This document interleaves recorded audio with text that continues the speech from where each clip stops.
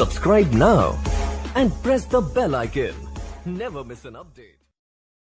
नमस्कार साथियों, स्वागत करता हूँ सबका इस YouTube चैनल पर जिसका नाम है स्टडी विद पीएन लोधा। मित्रों, इस टेस्ट के पहले मैंने SST सामाजिक का टेस्ट अपलोड किया है। टेस्ट नंबर 1 बहुत ही शानदार प्रश्न, बहुत ही अच्छे लेवल के प्रश्न मैंने उसमें सम्मिलित किए हैं। और ये पर्यावरण अध्ययन का मॉडल टेस्ट पेपर नंबर 1 आज आपके लिए लेकर आया हूँ। देखिए, रीड भर्ती को देखते हुए मैंने ये टेस्ट सीरीज स्टार्ट की है। सभी सब्जेक्टों की रोजाना 2-2 टेस्ट आपके लिए लेकर आता हूँ, 2-2 टेस्ट रोजाना।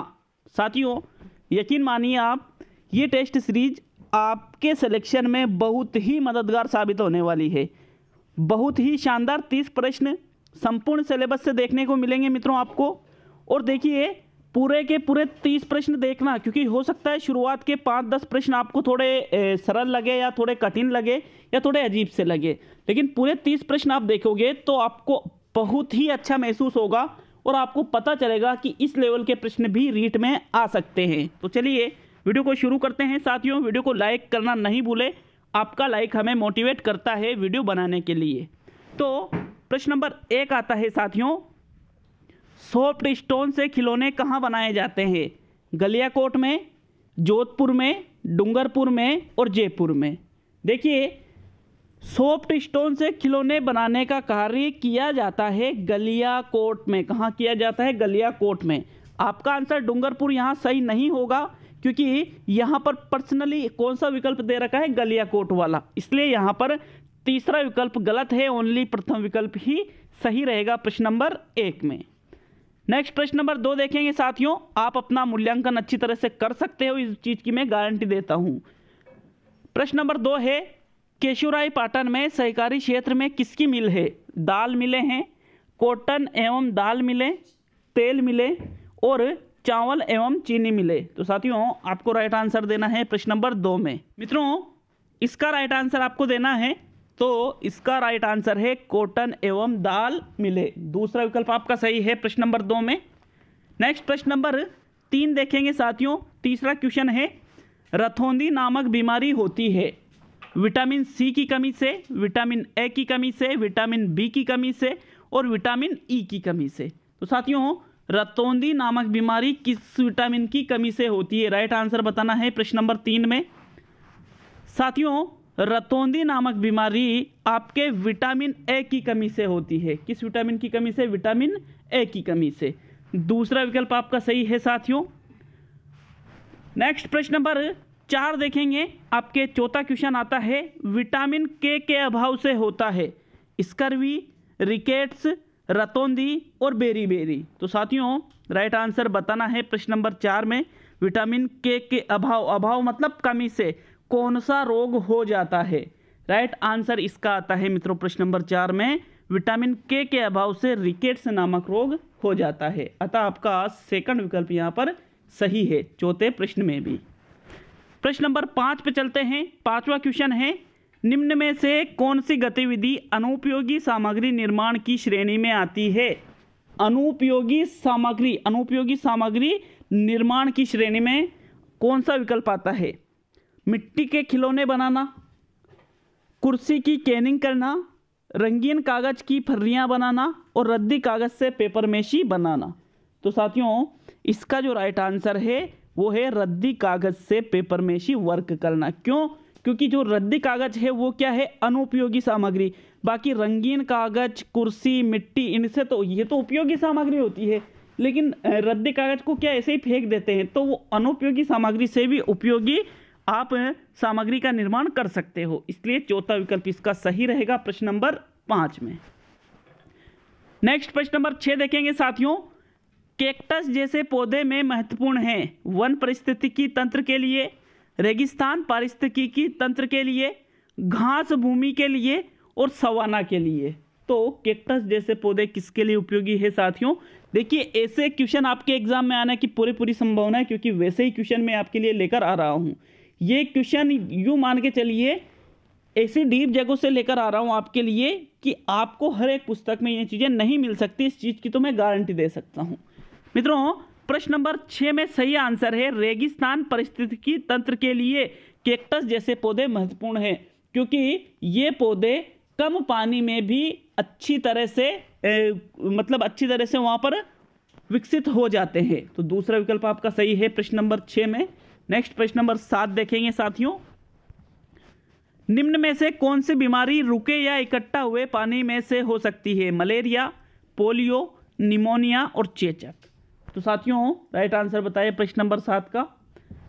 मित्रों इसका राइट आंसर है मलेरिया, क्योंकि रुका हुआ जो पानी है वहां पर उसके कारण क्या मच्छर उत्पन्न होंगे और मच्छर के काटने से कौन सा रोग होगा? मलेरिया। अतः आपका यहाँ पर प्रथम विकल्प सही रहेगा प्रश्न नंबर 7 में। ज़्यादा टाइम आपका लूंगा नहीं, ज़्यादा से ज़्यादा 15 से 20 मिनट के बीच का ये वीडियो है, जिसमें 30 क्वेश्चन मैं करा दूंगा साथियों। नेक्स्ट प्रश्न नंबर 8 पे चलते हैं। 8वां क्वेश्चन आपका आता है, शेर का आवास होता है घोंसला, बिल, मांद और छत्ता। शेर का आवास, देखिए घोंसले में तो शेर रहता नहीं है, बिल में भी नहीं रहता है, छत्ता मधुमक्खियों के लिए होता है। तो आपका कौन सा आंसर सही रहेगा? मांद। मांद मतलब गुफा भी जिसको कहा जाता है। तो तीसरा विकल्प आपका सही है प्रश्न नंबर 8 में। नेक्स्ट 9वां क्वेश्चन देखेंगे साथियों।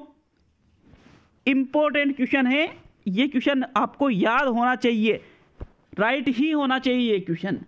पौधे और जंतु की संकटग्रस्त प्रजातियों को प्रदर्शित करने के लिए IUCN ने निम्न पुस्तक तैयार की है। श्वेत data book, red data book, नील डाटा बुक और इनमें से कोई नहीं। तो मित्रों बिल्कुल सही जवाब है आपका रेड डाटा बुक। दूसरा विकल्प आपका सही रहेगा साथियों, तालियां बजती रहनी चाहिए, दूसरा विकल्प। नेक्स्ट प्रश्न नंबर 10 देखेंगे मित्रों। 10वां क्वेश्चन है, ग्रीन हाउस प्रभाव सर्वप्रथम पहचाना गया था, किसके द्वारा पहचाना गया था? विकल्प देखिए, Jean Baptiste Greenwood, Jean Baptiste Fourier, Jean Baptiste green house और उपरोक्त में से कोई नहीं। बिल्कुल बाउंसर क्वेश्चन है, समझ में नहीं आया होगा, याद नहीं होगा आपको, आप इसमें तुक्का लगाने वाले हो। और इसमें आपका सही आंसर है जीन बैप्टिस्टे फ्यूरियर। दूसरा विकल्प सही रहेगा साथियों। लिख लीजिए इस क्वेश्चन को, मुझे पता है आपको पता नहीं था, और जिसको पता था भाई साहब उसका तो कहना ही क्या। लिख लीजिए जिसको याद नहीं है। नेक्स्ट प्रश्न नंबर 11 देखेंगे साथियों। 11वां क्वेश्चन है, निम्न में से कौन सा आभूषण सिर आभूषण नहीं है? मतलब किस आभूषण को सिर पर नहीं पहना जाता है? छटला, रखड़ी, शीश फूल और मेहंदी। बताइए राइट आंसर प्रश्न नंबर 11 में। मित्रों देखिए रखड़ी, मेहंदी, शीश फूल इनको तो सिर पर पहना जाता है, लेकिन जो छटला है इसको सिर पर नहीं पहना जाता है। अतः आपका यहाँ पर प्रथम विकल्प सही है प्रश्न नंबर 11 में। अगला प्रश्न देखेंगे साथियों, प्रश्न नंबर 12। 12वां क्वेश्चन आपके आता है, लौंग पौधे के किस भाग से प्राप्त होता है? छाल से, पत्ती से, पुष्प कलिका से और प्रकंद से। तो राइट आंसर बताइए, लौंग पौधे के किस भाग से प्राप्त होता है? मित्रों राइट आंसर है पुष्प कलिका से। बिल्कुल सही आंसर दिया है आपने। तीसरा विकल्प इसमें सही रहेगा प्रश्न नंबर 12 में। देखिए आप सभी का प्यार बहुत ही अच्छा मिल रहा है।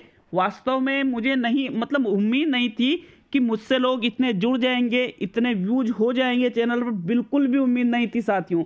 लेकिन आप सब ने इतना प्यार दिया जिसकी मैंने कल्पना तक नहीं की थी। मित्रों बहुत बहुत धन्यवाद देता हूं सभी लोगों को मैं। नेक्स्ट प्रश्न नंबर 13 देखेंगे। 13वां क्वेश्चन है, पर्यावरण वह सब कुछ है जो किसी व्यक्ति को चारों ओर से घेरे हुए है एवं उस पर सीधा प्रभाव डालता है। उक्त कथन किसका है? वुडवर्थ का, निम्बर्ट का, रोस का और डॉक्टर BK श्रीवास्तव का। साथियों उपरोक्त जो क्वेश्चन है ये क्वेश्चन रीट भर्ती में आ चुका है 2016 में। तो इसका राइट आंसर है उपरोक्त कथन निम्बर्ट का है। हालांकि ये क्वेश्चन आपको पता था, लेकिन इससे मिलता जुलता एक क्वेश्चन और है जो आपको पता नहीं है, तो वो आपके लिए नई चीज होने वाली है। इसमें आपका सेकंड विकल्प सही है 13वें क्वेश्चन में। नेक्स्ट प्रश्न नंबर 14 पे आते हैं साथियों। भारत में जिस स्थान को प्रवाल भित्तियों के संरक्षण के लिए चयनित किया गया है वह है। अब ये क्वेश्चन भी आपके बाउंसर जाने वाला है, देखना। अंडमान एवं निकोबार द्वीप समूह, लक्षद्वीप एवं कच्छ की खाड़ी, मन्नार की खाड़ी और उपयुक्त सभी। तो देखिए प्रवाल भित्तियों के संरक्षण के लिए कौन से स्थान को चयनित किया गया है? साथियों, इसका जो राइट आंसर है वो रहेगा उपयुक्त सभी। हुआ क्या था इस प्रश्न में? सभी ने सोचा होगा कि सर ने कहा कि बाउंसर जाएगा तो आपने अलग से दिमाग लगा लिया। अब यहाँ पर चौथा विकल्प सही रहेगा प्रश्न नंबर 14 में। इन सभी स्थानों को प्रवाल भित्तियों के संरक्षण के लिए चयनित किया गया है। नेक्स्ट प्रश्न नंबर 15 देखेंगे मित्रों। 15वां क्वेश्चन है, प्रेम व स्नेह का केंद्र परिवार शिक्षा का प्रथम स्थल तथा बच्चे की प्रथम पाठशाला है। यह कथन किसका है? मॉन्टेसरी का, पेस्टोलॉजी का, फ्रोबेल का और गांधी जी का। तो वापस क्वेश्चन आपके समझ में नहीं आया है, इसका सही आंसर बताइए साथियों। इसका सही आंसर है उपरोक्त कथन पेस्टोलॉजी का है। किसका है मित्रों? पेस्टोलॉजी का। दूसरा विकल्प सही है। इंपॉर्टेंट क्वेश्चन है, इसको भी आपको लिख लेना है साथियों। चाहे आप मत लिखिए लेकिन आप स्क्रीनशॉट ले सकते हो इसका, ताकि उन स्क्रीनशॉट को एक फाइल में आप सेव कर लीजिए और आप उन प्रश्नों को पढ़ते रहिए जो बिल्कुल भी समझ में नहीं आ रहे हैं आपके। नेक्स्ट प्रश्न नंबर 16 देखेंगे। किसी अवधारणा के बारे में अपनी समझ बनाने का सही तरीका है? रचनावादी सिद्धांत द्वारा सीखना, रटकर याद करना, सैद्धांतिक पुस्तकों से ज्ञान प्राप्त करना और इनमें से कोई नहीं। देखिए, इनमें से कोई नहीं तो आप हटा दोगे। रटकर किसी चीज को, किसी अवधारणा को आप स्थायी थोड़ी कर सकते हो, तो ये भी गलत है। सैद्धांतिक पुस्तकों से ही पूरा काम नहीं चलता है। रचनावादी सिद्धांत द्वारा आप यदि सीखते हो, मतलब खुद करके, तो उस चीज की अवधारणा के बारे में आप अपनी समझ सही तरीके से बना सकते हो। अतः यहाँ पर आपका प्रथम विकल्प सही है प्रश्न नंबर 16 में। नेक्स्ट प्रश्न देखेंगे साथियों, प्रश्न नंबर 17वां क्वेश्चन आपके आता है मित्रों। पियाजे के ज्ञानात्मक विकास की अवस्थाएं जो शामिल नहीं है वह है गतिवादी या संवेदी पेशी अवस्था, प्री ऑपरेशन अवस्था, मूर्त निष्क्रियात्मक अवस्था और क्रोकीट ऑपरेशन अवस्था। तो साथियों, कौन सी पियाजे ने अवस्था नहीं बताई है? प्रश्न नंबर 17 में राइट आंसर बताइए। ये क्वेश्चन साइकोलॉजी का है। आप सोच रहे होंगे कि पर्यावरण में कैसे दे दिया, लेकिन पर्यावरण में जो एक टॉपिक है लास्ट में, उसमें भी अधिगम के जो सिद्धांत हैं उनको सम्मिलित कर रखा है। पिछले पेपर देखना, उसमें से पर्यावरण में हर बार एक अधिगम का क्वेश्चन आता है, इसलिए मैंने आपको ये क्वेश्चन दिया है और इसका राइट आंसर है आपका तीसरा विकल्प।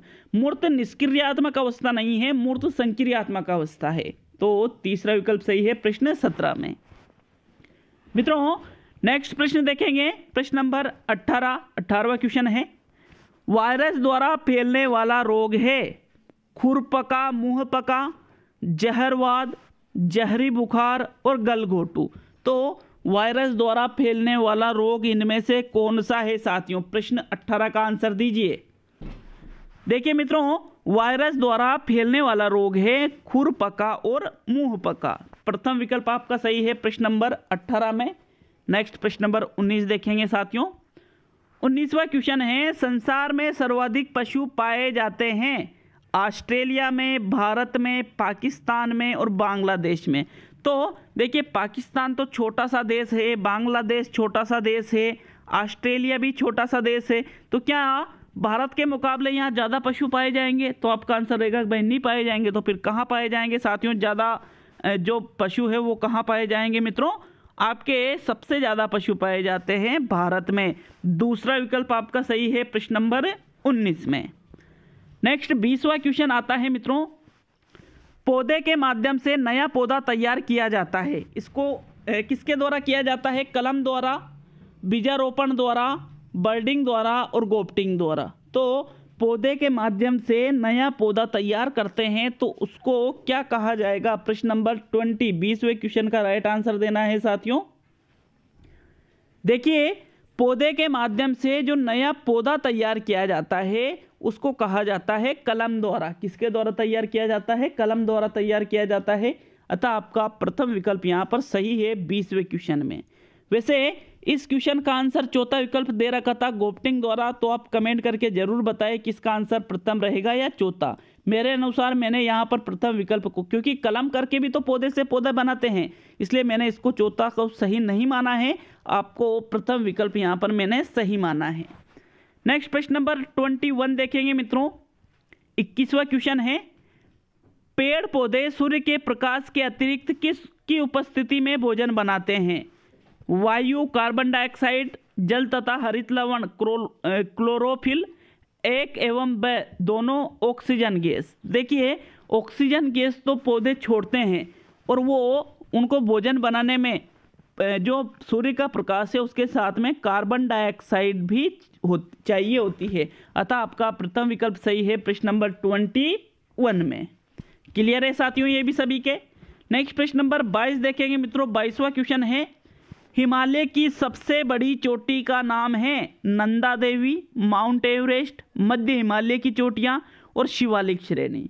तो हिमालय की सबसे बड़ी चोटी का क्या नाम है मित्रों? प्रश्न नंबर 22 में राइट आंसर है आपका माउंट एवरेस्ट। ये हिमालय की सबसे बड़ी चोटी है। दूसरा विकल्प सही रहेगा प्रश्न नंबर 22 में। नेक्स्ट प्रश्न नंबर 23 देखेंगे। 23वां क्वेश्चन है, निम्न में से किस गैस के कारण पत्तियों का सिकुड़ना, पत्तियों का गिरना तथा आकार में छोटे होना पौधों में पाया जाता है? SO2, CO, NO2 और इनमें से कोई नहीं। देखिए उस गैस का नाम बताना है जिसके कारण जो पत्तियां हैं वो सिकुड़ती है, पत्तियां गिरती है, आकार में छोटी होती है, तो वो गैस है साथियों CO। दूसरा विकल्प आपका सही है प्रश्न नंबर 23 में। मित्रों प्रश्न नंबर 24 आता है आपके, किसी छात्र का फेल होना दर्शाता है? अपव्यय की समस्या, अवरोधन की समस्या, अस्पष्टता की समस्या और दोषपूर्ण शिक्षा की समस्या। देखिए कोई छात्र है, जैसे मान लीजिए एक छात्र कक्षा 3 में, 4 में, 5 में, 6 में या किसी अन्य क्लास में 7 में, 8 में फेल हो जाता है, तो वो किसको दर्शाता है? वो दर्शाता है साथियों अवरोधन की समस्या। दूसरा विकल्प सही है। इस टॉपिक को क्लियर कर लीजिए, मैं आपको आसानी से बता रहा हूं, बिल्कुल आसानी से आप इसको समझ सकते हो। अवरोधन का मतलब क्या होता है? बाधा। अवरोधन का मतलब क्या होता है? बाधा या रुकावट आना। तो कोई छात्र फेल हो जाता है तो वो क्या हो जाता है? बाधा आ जाती है उसकी पढ़ाई में या रुकावट आ जाती है, तो वो अवरोधन की समस्या। फेल होना मतलब अवरोधन, रुकावट आना। और एक होती है अपव्यय की समस्या। अपव्यय की समस्या का मतलब होता है कि जो कोई छात्र है विद्यालय में पढ़ रहा है और बीच में ही वो विद्यालय छोड़ के फुर्र हो जाता है, मतलब भाग जाता है, विद्यालय बंद कर देता है ना, तो वो कहलाती है अपव्यय की समस्या। जैसे वो कक्षा 4 तक पढ़ा, उसके बाद वो विद्यालय आना ही बंद कर दिया उसने, तो मतलब क्या हुआ? उसके ऊपर जो सरकार ने खर्च किया है, जो जिन मास्टरों ने उसे पढ़ाया है, तो वो एक तरह से वो सारी चीज़ें अपव्यय हो गई है, तो ये कहलाएगी अपव्यय की समस्या। बीच में से स्कूल छोड़कर भाग जाना और फेल हो जाना कहलाती है अवरोधन की समस्या। साथियों ये दोनों बहुत ही इंपॉर्टेंट चीज़ें हैं, इसको भी आपको अच्छी तरह से क्लियर रखनी है। साथियों बीच में से विद्यालय छोड़कर कोई चला जाता है, पढ़ाई बंद कर देता है, तो वो तो अपव्यय की समस्या, और यदि कोई छात्र फेल हो जाता है तो वो अवरोधन की समस्या। अतः आपका सेकंड विकल्प यहाँ पर सही है प्रश्न नंबर 24 में। नेक्स्ट 25वां क्वेश्चन देखेंगे साथियों। प्रोजेक्ट एक समस्या मूलक कार्य है जो अपनी स्वाभाविक परिस्थितियों के अंतर्गत पूर्णतः को प्राप्त करता है। यह कथन किसका है? J.F. स्टीवेंसन का, किलपेट्रिक का, बेलार्ड का और इनमें से कोई नहीं। तो मित्रों परियोजना के बारे में उपरोक्त कथन कहने वाले हैं स्टीवेंसन। प्रथम विकल्प आपका सही है प्रश्न नंबर 25 में। यह परिभाषा किसके द्वारा दी गई है? स्टीवेंसन के द्वारा। नेक्स्ट 26वां क्वेश्चन देखेंगे मित्रों। परिवार एक साधन है औपचारिक शिक्षा का, अनौपचारिक शिक्षा का, निरौपचारिक शिक्षा का और दूरस्थ शिक्षा का। तो परिवार साथियों, परिवार एक अनौपचारिक शिक्षा का साधन है। कैसे? परिवार में शिक्षा दी जाती है लेकिन पूरे नियम कानून कायदों के साथ नहीं दी जाती है। जो विद्यालय में नियम होते हैं, किस टाइम तक ये अध्यापक पढ़ाएंगे, इस टाइम से आपको विद्यालय आना होगा, ये टाइम आपका छुट्टी का रहेगा, इस टाइम पे आपको ये स्टडी कराई जाएगी, तो ये औपचारिक शिक्षा है। लेकिन परिवार में कौन सी शिक्षा दी जाती है साथियों? अनौपचारिक शिक्षा दी जाती है। इसलिए सेकंड विकल्प आपका सही रहेगा प्रश्न नंबर 26 में। नेक्स्ट प्रश्न नंबर 27 आता है। दृश्य श्रव्य शिक्षण सामग्री है। दृश्य श्रव्य ब्लैक बोर्ड, चलचित्र, टेप रिकॉर्डर और मॉडल्स। तो देखिए जो ब्लैक बोर्ड है वो तो दृश्य है, जो टेप रिकॉर्डर है वो श्रव्य है, जो मॉडल्स है वो दृश्य के साथ में त्रिआयामी सामग्री है, लेकिन जो चलचित्र है ये क्या है साथियों? दृश्य श्रव्य है। मतलब इसमें दृश्य और श्रव्य, सुनना और देखना दोनों चीजें हो जाती है। अतः आपका सेकंड विकल्प सही है प्रश्न नंबर 27 में। नेक्स्ट 28वां क्वेश्चन देखेंगे साथियों। 28वां क्वेश्चन है, देखिए मैंने कहा था लगभग 8, 10 या 12 क्वेश्चन के आसपास एक क्वेश्चन आया था और कहा था कि ये परिभाषा 2016 के एग्जाम में आ चुकी है, लेकिन उससे मिलती जुलती एक और परिभाषा है, तो वो ये क्वेश्चन है साथियों। पर्यावरण शब्द का अभिप्राय उन सभी बाहरी शक्तियों और तत्वों से है जो व्यक्ति को आजीवन प्रभावित करती है। पर्यावरण की यह परिभाषा दी है एनास्टासी ने, वुडवर्थ ने, J.S. रोस ने और C.C. शार्क ने। तो साथियों उपरोक्त परिभाषा वुडवर्थ के द्वारा दी गई है। किसके द्वारा दी गई है? वुडवर्थ के द्वारा। दूसरा विकल्प सही है। प्रश्न नंबर 28 में निम्बर्ट की परिभाषा अलग थी, वुडवर्थ की परिभाषा अलग है, थोड़ा सा ही चेंज है, मिलती जुलती है। नेक्स्ट प्रश्न नंबर 29 देखेंगे। विश्व की जैव विविधता का कितना प्रतिशत भाग भारत में मौजूद है? 8%, 11%, 13%, 15%। लगाओ तुक्का। प्रश्न नंबर 29 में 29वें क्वेश्चन में आपका सही आंसर है विश्व की जैव विविधता का 8% भाग भारत में मौजूद है। प्रथम विकल्प सही है। प्रश्न नंबर 29 में साथियों आज का अंतिम क्वेश्चन देखेंगे। प्रश्न नंबर 30वां क्वेश्चन है, राजस्थान का नमभूमि क्षेत्र कौन सा है? कंजली, चिल्का, पिछोला और जल सरोवर। तो साथियों 30वें क्वेश्चन में राइट आंसर बताइए कि राजस्थान का इनमें से नमभूमि क्षेत्र कौन सा है साथियों। प्रश्न नंबर 30 में राइट आंसर बताइए साथियों। 30वें क्वेश्चन का राइट आंसर है पिछोला झील। तीसरा विकल्प आपका सही है साथियों। प्रश्न नंबर 30 में कमेंट करके जाए कैसे लगे क्वेश्चन और कितने क्वेश्चन सही हुए ये भी जरूर बताएं। किसी प्रश्न पर डाउट हो तो जरूर बताएं। संडे के दिन सॉल्यूशन क्लास सभी जितने भी टेस्ट लिए हैं बिल्कुल एक 1.5 से 2 घंटे की, 3 घंटे की, 5 घंटे की, कितनी बड़ी क्लास बने आपके लिए लाइव लेकर आऊँगा साथियों। तो मिलते हैं अगले वीडियो में। बहुत बहुत धन्यवाद साथियों, आप सभी का प्यार यूं ही बना रहे।